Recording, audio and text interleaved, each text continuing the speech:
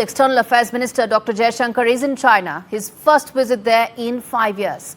This high-stakes visit comes at a time when two important developments have happened, and it's the first face-to-face engagement since two key developments have actually taken place. One is the resumption of the Kailash Mansarovar Yatra and the announcement of Dalai Lama's succession plan, a move China has labelled as a thorn in its ties with India. Jaishankar is in Beijing to attend a key meeting of the SCO, the Shanghai Cooperation Organization's foreign ministers' visit. A meeting that is extremely crucial because of the timing. Now, tensions between the two countries have simmered since the 2020 Galwan clash. This visit signals a potential thaw, and that process has been going on for some time. Dialogue has been revived. Several important aspects in terms of people-to-people ties has already started. Jaishankar met Chinese Vice President shortly after his arrival, where Dr. Jaishankar stressed the normalization of relations to produce mutually beneficial outcomes. In fact, he is also expected to hold those bilateral talks soon, and what could be the potential outcomes of that meeting is going to be extremely significant because, as I said, the timing matters. Let's put out several of those big questions. We'll try and connect with my colleague Mohammad Ghazali in just a bit, and we're also going to try and connect with Dr. Brahma Chellaney to know more about this. First and foremost, will India-China resume direct flights? That hasn't happened since the Galwan clash. Do you think the normalization process eventually should lead to direct flights starting? Next up, what happens to the whole Tibet bogey? The Dalai Lama's 90th birthday celebration led to a very sharp response from China.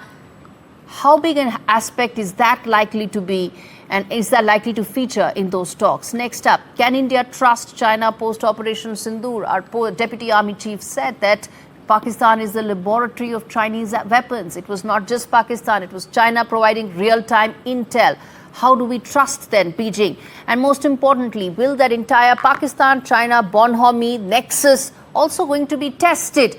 Because this will also feature the Pakistani foreign minister as well, Ishaq, who will be there. Let's get in first, Mohammad Ghazali, with a quick update as to what all is likely to happen, and then we get in Brahma Chellaney for more of this. Go ahead, Ghazali, fill us in. What all is likely? See, Gaurie, the readout from both sides, the Chinese Vice President and from Indian External Affairs Ministry, these are complementary to each other because the Chinese Foreign Ministry has issued a statement wherein he said that the Vice President of China, after meeting Dr. Jaishankar, said that both China and India are major developing countries and important members of the global south, and becoming partners that enable each other's success and achieving the dragon elephant tango are the right choice for both sides. So it appears now that the tone is such that despite all the resentment or the critical comments coming out of the Chinese embassy about Tibet and Dalai Lama issue, it appears that these contradictions and these disagreements will be there, yet India and China will look forward to more positive engagement because Dr. Jaishankar also agreed and kind of sort of praised China for its initiative of resuming the Kailash Mansarovar Yatra, and that is why both sides are looking for positive engagement despite disagreements being on its own side. All right, we're going to leave it there. Mohammad Ghazali filling us in with that. Let's now rope in Dr. Chellaney, who joins us on the broadcast to talk more about what could be the potential takeaways that we should be really looking forward to, or what we can expect. Dr. Chellaney, your thoughts on that? First, Gaurie, let's be clear on what triggered the strains in India-China relations, including the military standoff. It was not the Galwan clash. The Galwan clash was a consequence of what happened. What happened was that China stealthily encroached on Indian borderlands in April 2020.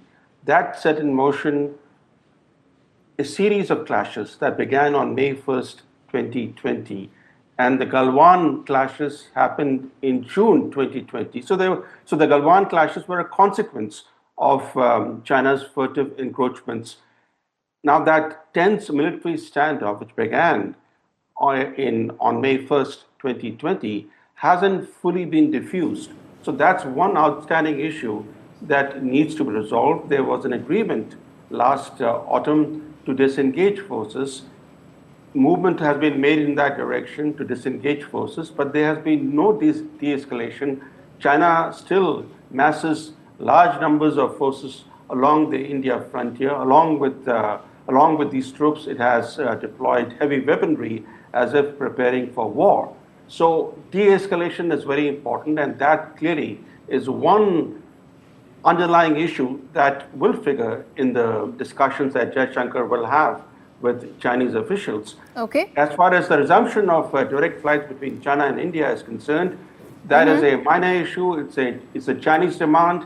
Yes. But the real issue is normalizing the situation along the frontier. Absolutely. That's the key issue. That's the biggest issue.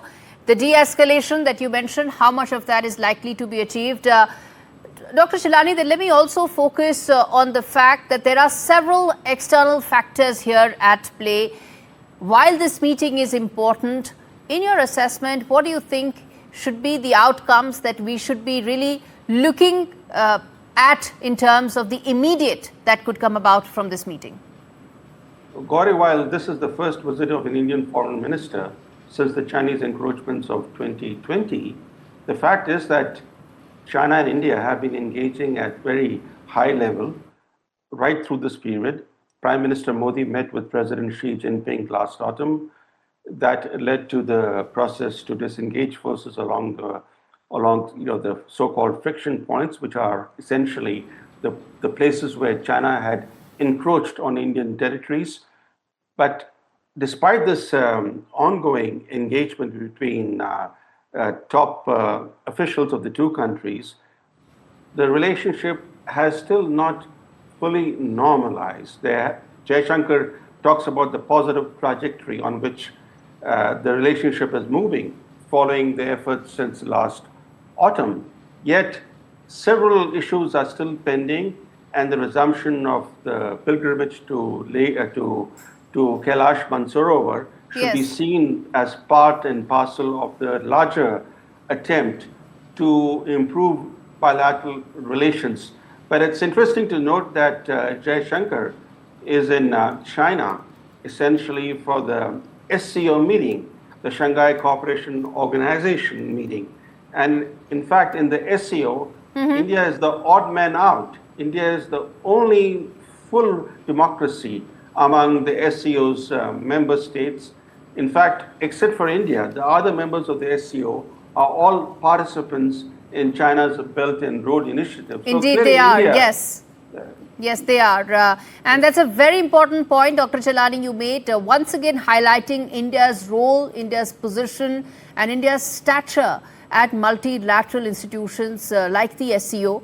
Some takeaways are likely, but it's important that the messaging comes out in the spirit in which it is expected, which is towards de-escalation, which is towards building mutual trust. I'm going to leave it there. Dr. Chellaney, thanks much for speaking to me on India Global.